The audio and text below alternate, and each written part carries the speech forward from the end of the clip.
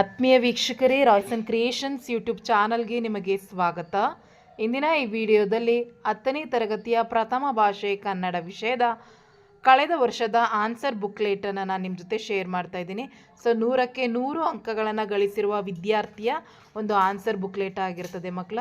So ಇದು ನಿಮಗೆ ಈ ವರ್ಷ ನಾಳೆ ಬರೆಯುವಂತಹ ನಿಮ್ಮ ಎಕ್ಸಾಮ್ಗೆ ಇದು ಒಂದು ಪ್ಯಾಟ್ರನ್ ಆಗುತ್ತೆ, ಯಾವ ರೀತಿ ಬರೀಬೇಕು.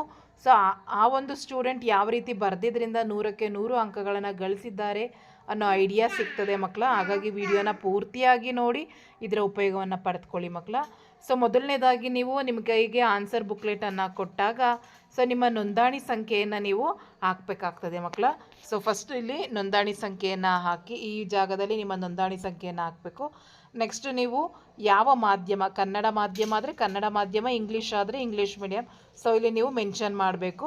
ನೆಕ್ಸ್ಟ್ ಸಬ್ಜೆಕ್ಟ್ ಕನ್ನಡ, ಸೊ ಅದ್ರ ಕೋಡ್ ಇರುತ್ತೆ 1K is the first language Kannada, so ಅದನ್ನು ಹಾಕಬೇಕಾಗ್ತದೆ. ತದನಂತರ ನೀವು ಇಲ್ಲಿ 20 ಅಂತ ಹಾಕಿರೋದು ಮಕ್ಕಳ ಲಾಸ್ಟಿಗೆ ಹಾಕುವಂಥದ್ದು. ನೀವು ಎಕ್ಸಾಮೆಲ್ಲ ಆನ್ಸರ್ ಶೀಟ್ ಬರೆದಿರ್ತೀರಲ್ಲ, ಎಷ್ಟು ಪೇಜನ್ನು ನೀವು ಯೂಸ್ ಮಾಡಿದ್ದೀರ ಬುಕ್ಲೆಟಲ್ಲಿ, ಸೊ ಅದನ್ನು ಕೌಂಟ್ ಮಾಡಿ ಆ ಪೇಜಸ್ಗಳನ್ನ ಟೋಟಲ್ ನಂಬರನ್ನು ಹಾಕಬೇಕು. ಅಥವಾ ನೀವು ಅಡಿಷನ್ ಶೀಟ್ಸ್ ಏನಾರು ತಗೊಂಡು ಅದನ್ನೆಲ್ಲ ನೀವು ಕೌಂಟ್ ಮಾಡಿ ಹಾಕಬೇಕಾಗ್ತದೆ ಮಕ್ಕಳ. ನೆಕ್ಸ್ಟ್ ಇಲ್ಲಿ ನಿಮ್ಮ ಎಕ್ಸಾಮಿನೇಷನ್ ಇನ್ವಿಜಿಲೇಟರ್ದು ಸೈನನ್ನು ಹಾಕಿಸ್ಕೊಳ್ಳಿ.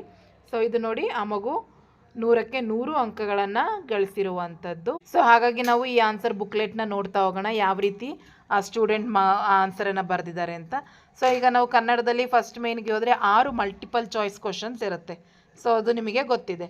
ಸೊ ಫಸ್ಟ್ ಮೇನನ್ನು ಹಾಕಬೇಕು. ನಾನು ಆಲ್ರೆಡಿ ಮೇನನ್ನು ಹಾಕಿ ಕ್ವಶನ್ ನಂಬರ್ ಹಾಕಿ ಯಾವ ಆನ್ಸರ್ ಕರೆಕ್ಟ್ ಆಗಿದೆ ಇಲ್ಲಿ ನೋಡಿ ನಿಮಗೆ ಕಾಣಿಸ್ತಾ ಇದೆ, ಸಿ ಯೋಗವಾಹ ಅಂತ ಇದೆ. ನೆಕ್ಸ್ಟ್ ಸೆಕೆಂಡ್ ಕ್ವಶನ್ ಹಾಕಿ ಆಪ್ಷನ್, ಯಾವ ಆಪ್ಷನ್ ಕ್ರಮಾಕ್ಷರದೊಡನೆ ಬರೀಬೇಕು. ಹಾಗಾಗಿ ಡಿ ಸಪ್ತಮಿ ನೋಡಿ, ಕ್ರಿಯಾ ಸಮಾಸ, ಪ್ರಶ್ನಾರ್ಥಕ, ಸನ್ಮಾನ, ತದ್ದಿತಾಂತ, ಭಾವನಾಮ. ಈ ರೀತಿ ನೀವು ಕರೆಕ್ಟಾಗಿ ಬರಿತಾ ಹೋದರೆ ಪೂರ್ಣ ಅಂಕಗಳು ನಿಮಗೆ ಸಿಗ್ತದೆ. ಆದರೆ ನೆಕ್ಸ್ಟ್ ನಿಮಗೆ ಬರುವಂಥದ್ದು ಸಂಬಂಧಿ ಪದಗಳನ್ನು ಬರೆಯುವಂಥದ್ದು. ನೀವು ಯಾವುದೇ ಮೇನನ್ನು ಬರೀರಿ ಮಕ್ಕಳ, ಮೇನನ್ನು ಫಸ್ಟ್ ಹಾಕಿ ಅದರಲ್ಲಿ ನೆಕ್ಸ್ಟ್ ಕ್ವಶನ್ ನಂಬರನ್ನು ಹಾಕಿ ಆನ್ಸರನ್ನು ಬರೀತಾ ಹೋಗಬೇಕು. ನಿಮಗಿಲ್ಲಿ ನೋಡಿ ಕಾಣಿಸ್ತಾ ಇದೆ. ಸೊ ಅದಷ್ಟು ನಿಮಗೆ 10 ಪ್ರಶ್ನೆಗಳು ಗ್ರಾಮರ್ ಪಾರ್ಟಿಗೆ ಆಗ್ತದೆ. ನೆಕ್ಸ್ಟ್ ಥರ್ಡ್ ಮೇನಿಗೆ ಬಂದರೆ ಮಕ್ಕಳ ನಿಮಗೆ ಬರುವಂಥದ್ದು 11th ಕ್ವಶನ್ ಶಾನು. ಇಲ್ಲಿ ನೋಡಿ ನಿಮಗೆ ಶಾನುಭೋಗರ ಬ್ರಹ್ಮಾಸ್ತ್ರ ಕೇಳಿದರೆ ಕರ್ದಿ ಪುಸ್ತಕ. ಸೊ ಆ ಮಗು ಏನು ಮಾಡಿದೆ ಅಂದರೆ ಆನ್ಸರನ್ನು ಬರೆದು ಆನ್ಸರ್ಗೆ ಅಂಡರ್ಲೈನ್ ಮಾಡಿದ್ದಾರೆ. ಸೊ ಅದು ಏನು ಮಾಡುತ್ತೆ ಅಂದರೆ, ನಾವು ಹೇಳಲ್ವ first impression is the best impression. So ನಾವು ಆ ಮಗು ನಮ್ಮನ್ನ ಇವ್ಯಾಲ್ಯೂಯೇಟರ್ನ ಅಟ್ರ್ಯಾಕ್ಟ್ ಮಾಡಿದ್ರೆ ಸೊ ಆಬ್ವಿಯಸ್ಲಿ ನೀವು ಅಲ್ಲೂ ಸಹ ಅಂಕಗಳನ್ನ ಗಳಿಸಲಿಕ್ಕೆ ಬಹಳ ಹೆಲ್ಪ್ ಆಗ್ತದೆ ಮಕ್ಕಳ. ನೆಕ್ಸ್ಟ್ 12th ಕ್ವಶನ್ ನೋಡಿ. ಸೊ ಒಂದು ಕ್ವಶನ್ ಆದಮೇಲೆ ನೀವು ಲೈನನ್ನು ಬಿಡ್ತಾ ಹೋಗಿ, ಲೈನನ್ನು ಬಿಟ್ಟು ನೀವು ಬರಿತಾ ಹೋಗಿ ಅಂಕಗಳನ್ನು ಸುಲಭವಾಗಿ ನೀವು ಗಳಿಸ್ತಾ ಹೋಗ್ಬೋದು. ನೆಕ್ಸ್ಟ್ ನೋಡಿ ಇಲ್ಲಿ ಶಬರಿಯಿಂದ ಕೇಳಿದರೆ, ಈ ಬಾರಿ ನಿಮಗೆ ಶಬರಿಯಿಂದ 1 ಅಂಕಕ್ಕಿಲ್ಲ. ಸೊ ಪ್ರತಿ ಆನ್ಸರ್ ಯಾವುದು ಕರೆಕ್ಟ್ ಆಗಿದೆ ಅದನ್ನು ಅಂಡರ್ಲೈನನ್ನು ಹಾಕ್ತಾ ಹೋಗಬೇಕು. ನೆಕ್ಸ್ಟ್ ಇಲ್ಲಿ ಸೂರ್ಯಮಿತ್ರನು ಅಗ್ನಿಭೂತಿ ಮತ್ತು ವಾಯುಭೂತಿ ತಂದಿದ್ದ ಪತ್ರವನ್ನು ಓದಿ ಮೊದಲಿನಂತೆ ಸಲಿಗೆ ಕೊಟ್ಟರೆ ಹಾಳಾಗ್ತಾರೆ ಅಂತ ತಿಳಿದು ನನಗೆ ಕಾಶ್ಯಪಿ ಎಂಬ ತಂಗಿನೇ ಇಲ್ಲ ಅಂತ ಹೇಳ್ತಾಳೆ. ನೋಡಿ ಆನ್ಸರ್ಗೆ ಈ ರೀತಿ ಅಂಡರ್ಲೈನ್ ಮಾಡಬೇಕು. ನೋಡಿ ಪ್ರತಿ ಪ್ರಶ್ನೆಗಳಾದಮೇಲೆ ನೀವು ಲೈನನ್ನು ಬಿಡಬೇಕು. ಸೊ ಇಲ್ಲಿಗೆ ನಿಮಗೆ ಫಸ್ಟ್ ಥರ್ಡ್ ಮೇನ್ ಕಂಪ್ಲೀಟ್ ಆಗುತ್ತೆ, 1 ವಾಕ್ಯದ ಪ್ರಶ್ನೆಗಳು. ನೆಕ್ಸ್ಟ್ 4th ಮೇನಲ್ಲಿ 2 ಅಂಕದ ಪ್ರಶ್ನೆಗಳು ಬರ್ತದೆ. ಸೊ ಕ್ವಶನ್ ನಂಬರನ್ನು ಹಾಕಿ ಮಕ್ಕಳ. ನೋಡಿ ಇಲ್ಲಿ 18ನೇ ಕ್ವಶನ್ನು. ಸೊ ಅಲ್ಲಿ ನಮಗೆ ಆಂಗ್ಲ ಭಾಷೆ ಯಾವ ರೀತಿ ವಿಶ್ವವ್ಯಾಪಿ ಆಗ್ತದೆ ಅದನ್ನು ಕೇಳಿದ್ದಾರೆ. ಸೊ ನೋಡಿ ನಿಮಗೆ ಎಷ್ಟು ನೀಟಾಗಿ ಆನ್ಸರ್, ಹ್ಯಾಂಡ್ ರೈಟಿಂಗ್ ನೋಡಿ ಒಂದೇ ರೀತಿ ಮೇಂಟೈನ್ ಮಾಡಿದ್ದಾರೆ. ಮತ್ತು ಹ್ಯಾಂಡ್ ರೈಟಿಂಗ್ ಹೇಗೆ ಇದ್ರೂ ಆನ್ಸರ್ ನೀವು ಕರೆಕ್ಟಾಗಿ ಬರೀರಿ. ಸ್ವಲ್ಪ ಗೀಜಿ ಎಲ್ಲ ಬರೀಬಾರ್ದು, ಅಲ್ಲಲ್ಲಿ ಕಾಟ್ ಮಾಡಬೇಡಿ, ಆದಷ್ಟು ಮೇಂಟೈನ್ ಮಾಡಿ ನೀಟ್ನೆಸ್ಸನ್ನು. ನೋಡಿ ಒಂದು ಕ್ವಶನ್ ಆದಮೇಲೆ ಮತ್ತಿನ್ನೊಂದು ಕ್ವಶನ್ ಬರೆದಿದ್ದಾರೆ, ಅದಕ್ಕೂ ಅಂಡರ್ಲೈನ್ ಒಂದು ಬ್ಲ್ಯಾಕ್ ಇದು ಸ್ಕೇಲಲ್ಲಿ ಕ್ವಶನ್ಗೆ ಇನ್ನೊಂದು ಕ್ವಶನ್ಗೆ ಡಿಫ್ರೆನ್ಸ್ ಕಾಣಲಿ ಅಂತೇಳಿ ಲೈನನ್ನು ಹಾಕಿದ್ದಾರೆ. ಬಟ್ ನೋಡಿ ಇದೇ ರೀತಿ ನೀವು ತುಂಬ ನೀಟಾಗಿ ಮೇಂಟೈನ್ ಮಾಡಿ ಬರೀಬೇಕು. ನೋಡಿ ಇಲ್ಲಿ 21ನೇ ಪ್ರಶ್ನೆ, 22. ಸೊ ಅದನ್ನು ನಿಮಗೆ ನೋಡಿದಾಗ ಒಂದು ಐಡಿಯಾ ಸಿಗ್ತಾ ಇದೆ ಆ ಒಂದು ಸ್ಟೂಡೆಂಟ್ ಯಾವ ರೀತಿ ಆನ್ಸರನ್ನು ನೀಟಾಗಿ ಬರೆದಿದ್ದಾರೆ, ಎಲ್ಲೂ ಚಿತ್ತು ಮಾಡಿಲ್ಲ ನೋಡಿ ಮಕ್ಕಳ. ನೀಟಾಗಿ ಪ್ರತಿಯೊಂದು ಕ್ವಶನ್ಸ್ಗೂ ಬರೆದಾದ್ಮೇಲೆ ಆನ್ಸರನ್ನು ಬರೆದಾದ್ಮೇಲೆ ಒಂದು ಲೈನನ್ನು ಬಿಟ್ಟಿದ್ದಾರೆ, ನೆಕ್ಸ್ಟ್ ಕ್ವಶನ್ ನಂಬರ್ ಹಾಕಿದ್ದಾರೆ, ಆನ್ಸರ್ ಬರೆದಿದ್ದಾರೆ, ಎಲ್ಲೂ ಸಹ ಚಿತ್ತು ಮಾಡಿಲ್ಲ ನೋಡಿ. ಸೊ ಇದೇ ರೀತಿ ನೀವು ಸಹ ಬರೀಲಿಕ್ಕೆ ಅಭ್ಯಾಸವನ್ನು ಮಾಡ್ಕೊಳ್ಳಿ. ಅಲ್ಲಿಗೆ ನಿಮಗೆ 27 ಪ್ರಶ್ನೆಗಳು ಕಂಪ್ಲೀಟ್ ಆಗ್ತದೆ. ನೆಕ್ಸ್ಟ್ ನಿಮಗೆ 5th ಮೇನಿಗೆ ಬಂದರೆ ಲೇಖಕರ ಪರಿಚಯ. 2 ಲೇಖಕರು, ಒಂದು ಪದ್ಯ ಭಾಗದಿಂದ ಒಂದು ಪಾಠಭಾಗದಿಂದ ಇರ್ತದೆ ಮಕ್ಕಳ. ಸೊ ನಿಮಗೆ 28 ಮತ್ತು 29ನೇ ಪ್ರಶ್ನೆಗಳಿರ್ತವೆ. ಅದನ್ನು ವಾಕ್ಯ ರೂಪದಲ್ಲಿ ಬರೀಬೇಕು. ಇಲ್ಲಿ ನಿಮಗೆ ಕುಮಾರವ್ಯಾಸ ಅವ್ರನ್ನ ತೆಗೆದುಕೊಂಡೆ. ಕುಮಾರವ್ಯಾಸ ಎಂದೇ ಪ್ರಸಿದ್ಧನಾದ ಗದುಗಿನ ನಾರಣಪ್ಪ 1430ರಲ್ಲಿ ಗದಗ ಪ್ರಾಂತ್ಯದ ಕೋಳಿವಾಡ ಎಂಬಲ್ಲಿ ಜನಿಸಿದರು. ನೋಡಿ, ಅಲ್ಲಿ ವಾಕ್ಯ ರೂಪದಲ್ಲಿ ಬರೆದು ಆ ಸ್ಥಳಕ್ಕೆ ಮತ್ತು ಕೃತಿಗಳಿಗೆಲ್ಲ ಅಂಡರ್ಲೈನ್ ಮಾಡಿದ್ದಾರೆ. ಸೊ ಇದೇ ರೀತಿ ನೀವು ಸಹ ಬರೀರಿ ಮಕ್ಕಳ, ಒಳ್ಳೆಯ ಅಂಕಗಳು ಸಿಗ್ತದೆ. ನೆಕ್ಸ್ಟ್ 5th ಮೇನಿಗೆ ಬಂದರೆ ನಿಮಗೆ ಛಂದಸ್ಸು ಇರ್ತದೆ ಮಕ್ಕಳ. ಸೊ ಒಂದು ಲೈನ್ ಇದ್ದರೆ ಖ್ಯಾತ ಕರ್ನಾಟಕ ವೃತ್ತದಲ್ಲಿ ಬರ್ತದೆ.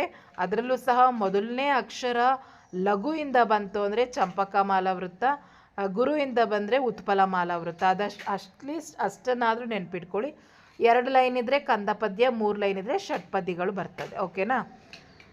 ಸೊ ನೀಟಾಗಿ ಇದೇ ರೀತಿ ನೀವು ಇದನ್ನು ಗಣಗಳನ್ನ ವಿಭಾಗಿಸಿ ಬರಿಬೇಕು. ನೆಕ್ಸ್ಟ್ ಛಂದಸ್ಸು ಹೆಸರನ್ನು ಸಹ ಬರಿಬೇಕಾಗ್ತದೆ. ಅದರ ನೆಕ್ಸ್ಟ್ ನಿಮಗೆ ಅಲಂಕಾರ ಬರೋದು. ಮಾರಿಗೌತಣವಾಯಿತು ನಾಳಿನ ಭಾರತ. ಇಲ್ಲಿ ಅಭೇದ್ಯವಾಗಿ ಯಾವುದೇ ಭೇದವಿಲ್ಲದೆ ವರ್ಣಿಸೋ ಉಪಮೇಯ ಉಪಮಾನಕ್ಕೆ ಭೇದವಿಲ್ಲದೆ ವರ್ಣಿಸಿರೋದ್ರಿಂದ ಇದೊಂದು ರೂಪಕ ಅಲಂಕಾರ ಆಗ್ತದೆ. ಅಲಂಕಾರದ ಹೆಸರು ಬರೆದು ಲಕ್ಷಣ ಬರೆದು ಉಪಮೇಯ, ನಾಳಿನ ಭಾರತ, ಉಪಮಾನ, ಮಾರಿಗೌತಣ. ಸೊ ಈ ರೀತಿ ನೀವು ಬರೆದು ಸಮನ್ವಯ, ಇದಿಷ್ಟನ್ನು ನೀವು ಬರೆದ್ರೆ ನಿಮಗೆ ಕಂಪ್ಲೀಟ್ 3 ಮಾರ್ಕ್ಸ್ ಸಿಗ್ತದೆ. ಅದರ ನೆಕ್ಸ್ಟ್ ನಿಮಗೆ 8ನೇ ಮೇನಿಗೆ ಬಂದರೆ ಗಾದೆಗಳು ಬರ್ತದೆ ಮಕ್ಕಳ. 2 ಗಾದೆಗಳು ಕೊಟ್ಟಿರ್ತಾರೆ. 2 ಗಾದೆಯಲ್ಲಿ 1 ಗಾದೆಯನ್ನು ಆಯ್ಕೆ ಮಾಡಿ. ಇಲ್ಲಿ ಈ ಒಂದು ವಿದ್ಯಾರ್ಥಿ ಆಳಾಗಬಲ್ಲವನು ಅರಸನಾಗಬಲ್ಲ ಎಂಬ ಒಂದು ಗಾದೆಯನ್ನು ಆಯ್ಕೆ ಮಾಡಿಕೊಂಡಿದ್ದಾರೆ. ಸೊ ಮೊದಲನೇದಾಗಿ ನೀವು ಮಹತ್ವವನ್ನು ಬರಿಬೇಕಾಗ್ತದೆ. ಮಹತ್ವ ನೋಡಿ, ಗಾದೆಗಳು ವೇದಗಳಿಗೆ ಸಮ, ವೇದ ಸುಳ್ಳಾದರೂ ಗಾದೆ ಸುಳ್ಳಾಗದು, ಗಾದೆಗಳು ಹಿರಿಯರ ಅನುಭವದ ನುಡಿಮುತ್ತುಗಳು, ಗಾದೆಗಳಲ್ಲಿ ನೀತಿ ಅಡಗಿದೆ, ಅಂತಹ ಗಾದೆಗಳಲ್ಲಿ ಆಳಾಗಬಲ್ಲವನು ಅರಸನಾಗಬಲ್ಲ ಎಂಬ ಗಾದೆಯು ಒಂದಾಗಿದೆ. ಇದೇ ರೀತಿ ಇಂಟ್ರಡಕ್ಷನನ್ನು ಬರೆದು ಯಾವ ಗಾದೆ ಕೊಟ್ಟಿರ್ತಾರೆ ಅದಕ್ಕೆ ಬರೆದು ತದನಂತರ ಅದರ ಒಳಾರ್ಥವನ್ನು ನೀವು ಬರೆದು ಕೊನೆಗೆ ನೀವು ಅದರ ಮೌಲ್ಯವನ್ನು, ಹೊರ ಅರ್ಥವನ್ನು ಸಹ ನೀವು ಬರಿಬೇಕಾಗ್ತದೆ. ಅರ್ಥ ಆಗ್ತಾ ಇದೆಯಾ? ನೆಕ್ಸ್ಟ್ ಅಲ್ಲಿಗೆ ನಿಮಗೆ ಗಾದೆ ಮುಗಿಯುತ್ತೆ. 9ನೇ ಮೇನಲ್ಲಿ ಸಂದರ್ಭ ಸ್ವಾರಸ್ಯ ಬರ್ತದೆ. ನೋಡೋಣ ಬನ್ನಿ, ಸಂದರ್ಭ ಸ್ವಾರಸ್ಯ ಯಾವ ರೀತಿ ಬರಿಬೇಕು. ಸೊ ಶಿಕ್ಷಣಕ್ಕಾಗಿ ಶಿಕ್ಷಣವಿರಬೇಕು. ಸೊ ಈ ಬಾರಿಯೂ ಸಹ ಈ ಕ್ವಶನ್ ಮೋಸ್ಟ್ ಇಂಪಾರ್ಟೆಂಟ್ ಕ್ವಶನ್ ಆಗಿರುತ್ತೆ. ಮೊದಲನೇದಾಗಿ ನೀವು ಆಯ್ಕೆಯನ್ನು ಬರಿಬೇಕು ಮಕ್ಕಳ. ಆಯ್ಕೆ ನೋಡಿ, ಈ ವಾಕ್ಯವನ್ನು ಭಾಗ್ಯಶಿಲ್ಪಿ ಎಂಬ ಪಾಠದಿಂದ ಆಯ್ದ DS ಜಯಪ್ಪ ಗೌಡ ಅವರು ರಚಿಸಿರುವ ದಿವಾನ್ ಸರ್ ಎಂ ವಿಶ್ವೇಶ್ವರಯ್ಯ ಅವರ ಕಾರ್ಯ ಸಾಧನೆ ಎಂಬ ಕೃತಿಯಿಂದ ಆಯ್ಕೆಯಾಗಿದೆ. 1 ಅಂಕ ಸಿಕ್ತು. ಸಂದರ್ಭ, ಯಾವ ಸಂದರ್ಭದಲ್ಲಿ ಈ ಮಾತು ಬಂದಿದೆ? ವಿಶ್ವೇಶ್ವರಯ್ಯ ಅವರು ಶಿಕ್ಷಣಕ್ಕಾಗಿ ಶಿಕ್ಷಣವಿರಬೇಕು, ಇದು ಕೆಲವೇ ಜನರ ಸೊತ್ತಾಗದೆ ಎಲ್ಲರ ಅಜನ್ಮ ಸೊತ್ತು ಹಕ್ಕಾಗಬೇಕು ಎಂದು ಹೇಳುವ ಸಂದರ್ಭದಲ್ಲಿ. ಇಷ್ಟೇ ಚಿಕ್ಕದಾಗಿ, ತುಂಬ ಅವರೇನು ಪುಟಗಟ್ಟಲೆ ಬರೆದಿಲ್ಲ. ಇದಿಷ್ಟನ್ನೇ ನೀವು ಈ ರೀತಿ ಬರೆದ್ರೆ ನಿಮಗೂ ಸಾಕು ಮಕ್ಕಳ, 1 ಅಂಕ ಸಿಗುತ್ತೆ. ನೆಕ್ಸ್ಟ್ ಸ್ವಾರಸ್ಯ ಏನಪ್ಪ ಅಂದರೆ, ಶಿಕ್ಷಣವು ಎಲ್ಲರಿಗೂ ದೊರೆಯುವಂತೆ ಆಗಬೇಕು ಎಂಬುದು ಶಿಕ್ಷಣದ ಮಹತ್ವವನ್ನು ಸ್ವಾರಸ್ಯಪೂರ್ಣವಾಗಿ ವರ್ಣಿಸಿದ್ದಾರೆ. ನೋಡಿ, ಬಹಳ ಈಸಿಯಾಗಿ ನಿಮಗಲ್ಲಿ 3 ಅಂಕಗಳು ಸಿಗ್ತದೆ. ನೆಕ್ಸ್ಟ್ ಪ್ರವಾಸವು ಶಿಕ್ಷಣದ ಒಂದು ಭಾಗವಾಗಿದೆ. ಸೊ ಇದು ಸಹ ನೋಡಿ ಯಾವ ರೀತಿ ಆಯ್ಕೆ, ಸಂದರ್ಭ ಮತ್ತು ಸ್ವಾರಸ್ಯ. ನೆಕ್ಸ್ಟು ಒಡ್ಡಾರಾದ ಇದು ಅಗ್ನಿಬುತ್ತಿ ವಾಯುಬುತ್ತಿಯರ ಕಥೆ. ಸೊ ಈ ಬಾರಿ ನಿಮಗೆ ಇದಕ್ಕಿಲ್ಲ ಮಕ್ಕಳ. ಬಟ್ ನೋಡಿ ನೀವು ಯಾವ ರೀತಿ ಆಯ್ಕೆ, ಸಂದರ್ಭ, ಸ್ವಾರಸ್ಯವನ್ನು ಬರೆದಿದ್ದಾರೆ ನೋಡಿ, ಪ್ರಾಕ್ಟೀಸನ್ನು ಮಾಡ್ಕೊಳ್ಳಿ ಮಕ್ಕಳ. ಬಹಳ ಈಸಿ, 18 ಅಂಕಗಳು ನೀವು ಇಲ್ಲಿ ಗಳಿಸ್ಬೋದಾಗ್ತದೆ. ಆ್ಯಂಡ್ ನೆಕ್ಸ್ಟ್ ಬಂದರೆ ನಿಮಗೆ ಪೋಯಮ್ ಇರುತ್ತೆ ಮಕ್ಕಳ.